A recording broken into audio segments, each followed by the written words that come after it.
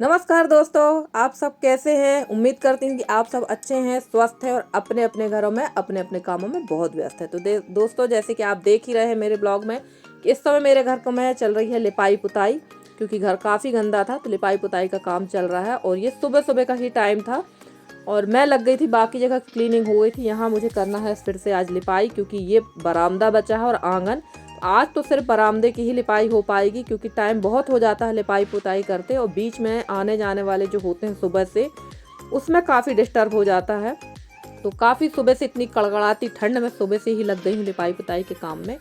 और ठंड बहुत ज़्यादा, और आप लोग कहते होंगे कि ठंड ठंड बताती हैं पर स्वेटर नहीं पहनती हैं। तो स्वेटर इसलिए उतार देती हूँ कि जब इतने बड़े घर में जब झाड़ू लगाती हूँ, झाड़ू लगाते लगाते मुझे आ जाता है बहुत पसीना, तो स्वेटर और स्टॉल सब हटाना पड़ जाता है। जब काम नहीं करती हूँ तब ठंड लगती है, तब फिर इसको पहन लेती हूँ मैं, क्योंकि इतने बड़े घर का जब काम करो या झाड़ू लगाओ तो पसीना तो आना स्वाभाविक बात है और मुझे तो आ ही जाता है।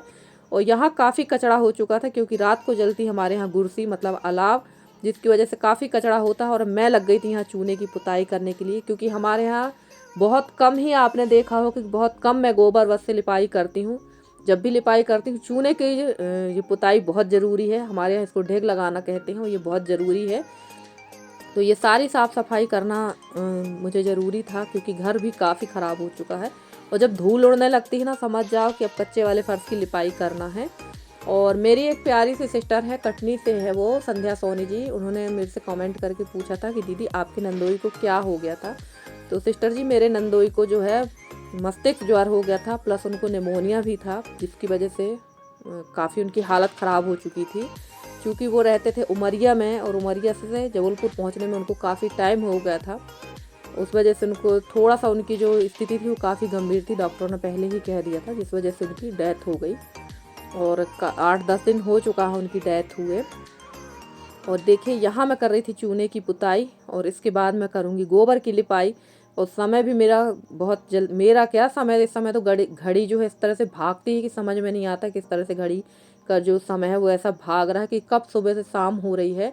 हर जगह हर किसी के मुंह से आप सुनेंगे ना, बस यही सुनेंगे, वही समय बहुत जल्दी हो जाता है, समय बहुत जल्दी हो जाता है। और सुबह का समय तो बहुत ही जल्दी ख़त्म हो रहा है। वैसे शाम टाइम जो है थोड़ा सा समय बढ़ा है, टाइम बढ़ा हुआ है। मुझे तो ऐसा लगने लगता है कि 25 दिसंबर से पहले ही आप लोग आजमाना, थोड़ा सा जो शाम का समय है ना, ऐसा लगता है कि थोड़ा सा बढ़ा रहता है। और 25 दिसंबर से वाकई ये चीज़ मैंने माइंड की, दिन थोड़े से बड़े होते हैं पर ठंड होने की वजह से ना पता नहीं चलता है, क्योंकि सुबह ठंड बहुत ज़्यादा रहती है और सुबह ही सबसे ज़्यादा काम रहते हैं, शाम को तो उतने नहीं रहते हैं।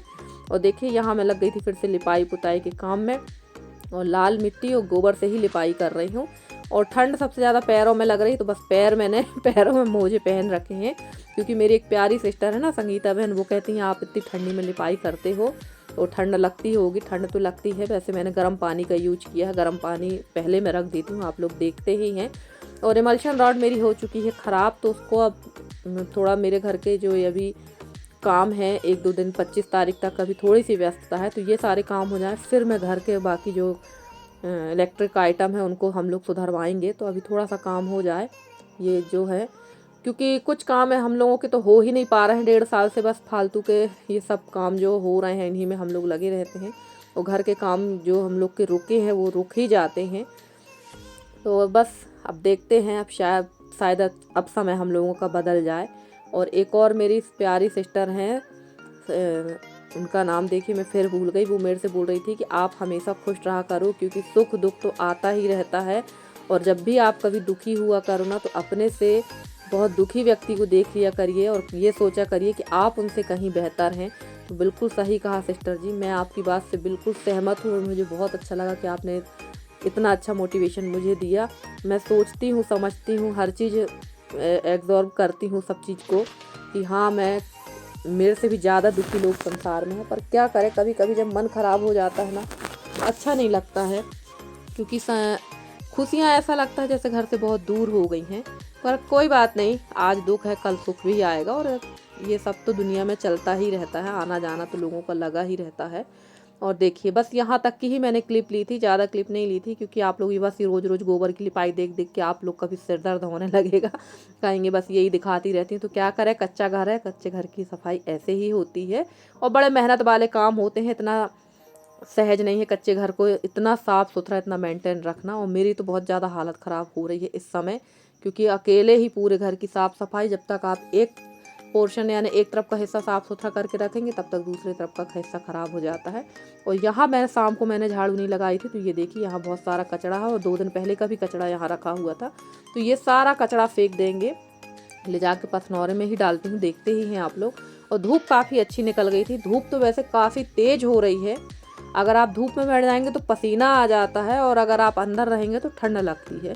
तो पता नहीं इस बार मौसम किस टाइप का, समझ में नहीं आ रहा। धूप में भी ज़्यादा देर नहीं बैठ पा रहे हैं। और देखिए इतना सारा कचरा था, और ये शायद 2 बार में ही जाएगा, एक बार में तो जाता नहीं कचरा, तो 2 बार में ले जाके यहाँ रख दूँगी।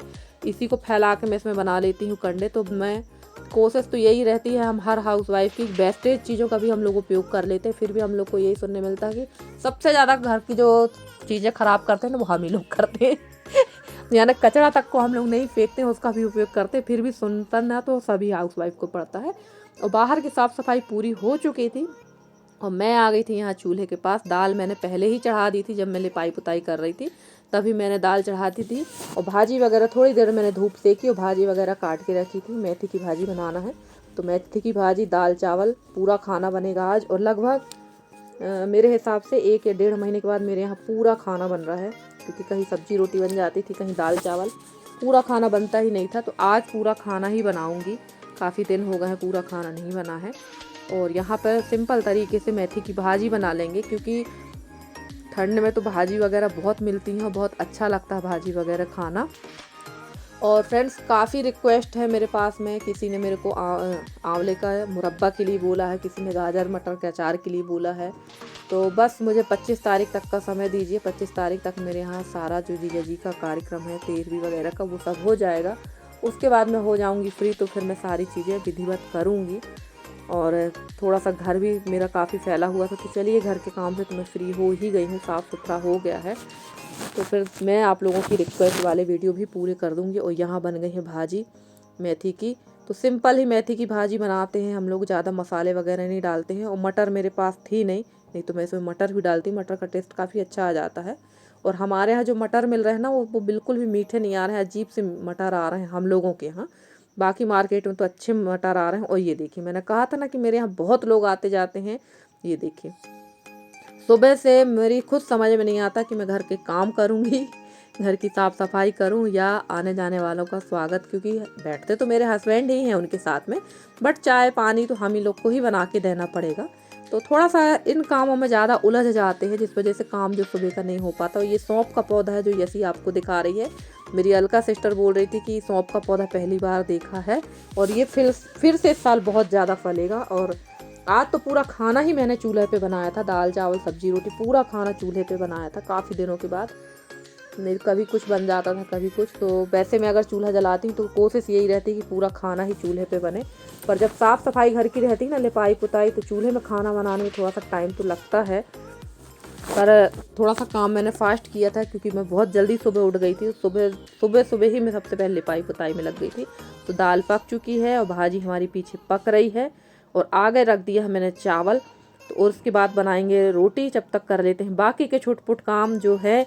तो मेरा काम ऐसा ही होता है, मैं लगातार एक ही काम को पकड़ के नहीं बैठती। मेरे एक टाइम पे दोनों काम होते हैं, एक टाइम पे कई काम होते रहते हैं।